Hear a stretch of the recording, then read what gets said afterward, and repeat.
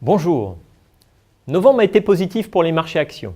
Les États-Unis enchaînent les records historiques, le Japon ses niveaux d'il y a 5 ans et l'Europe a rebondi dans la foulée. À l'origine de ces hausses, encore et toujours les banques centrales. À peine la Fed avait-elle stoppé son plan de soutien que les banques du Japon, de Chine et la BCE prenaient le relais. En pratique, ça va se traduire par une hausse des liquidités mondiales qui devrait profiter aux actions. Et ce sont les mêmes raisons qui tirent les taux des emprunts d'État vers le bas, et notamment le taux français à 10 ans qui est passé sous le seuil de 1%. Les obligations d'entreprise bénéficient aussi de ce contexte.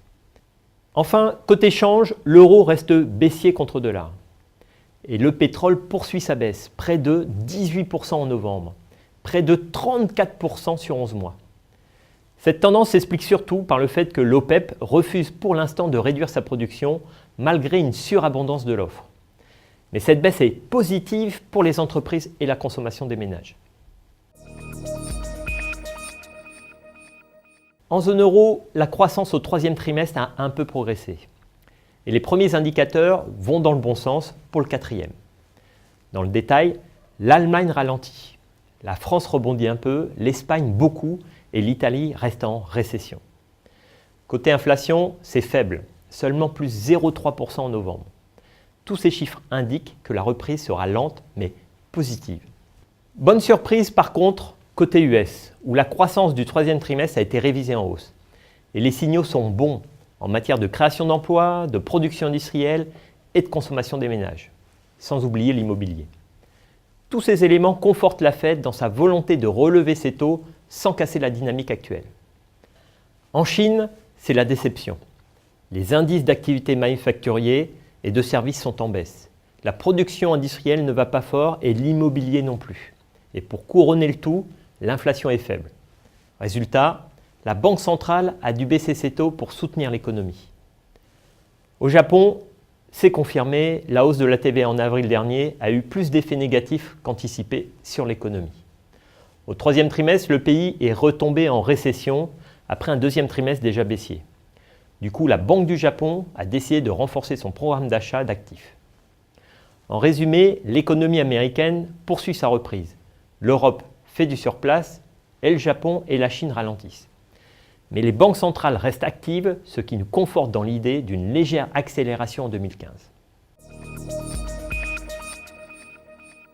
Premier constat, il y a beaucoup d'éléments favorables pour les marchés actions actuellement. Baisse des matières premières, taux d'intérêt bas et politique monétaire accommodante. Et c'est pourquoi nous restons positifs sur les actifs risqués. On garde nos actions européennes car elles vont bénéficier du plan de soutien de la BCE et du plan de relance de l'investissement pour la zone euro. Nous allons favoriser le thème du rendement et notamment les valeurs foncières cotées qui offrent des dividendes élevés. On garde nos actions américaines malgré les records historiques des indices boursiers. Au niveau des actions japonaises, l'arrivée de nouvelles mesures de soutien monétaire a été positive pour les indices. S'y ajoute l'annonce du fonds public de retraite qui a décidé d'augmenter le poids des actions dans son allocation, ce qui va soutenir le marché local. Du coup, on reste positif. Cet investissement est couvert du risque de change. On reste prudent sur les actions émergentes et notamment sur les pays producteurs de pétrole et de matières premières suite à la faiblesse des prix. Sur l'obligataire, on ne touche à rien. Nous privilégions toujours les obligations d'État avec de bons rendements. Même chose pour les obligations privées qui profitent de la politique de la BCE. Pour les obligations moins bien notées, on va préférer les valeurs de la zone euro plutôt qu'américaines.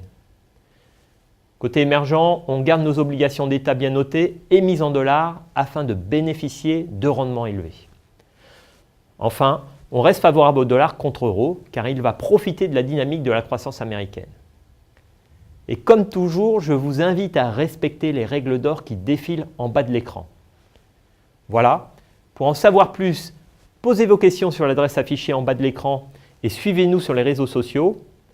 J'en profite pour vous souhaiter de très bonnes fêtes de fin d'année et on se retrouve bien sûr début janvier pour un numéro spécial.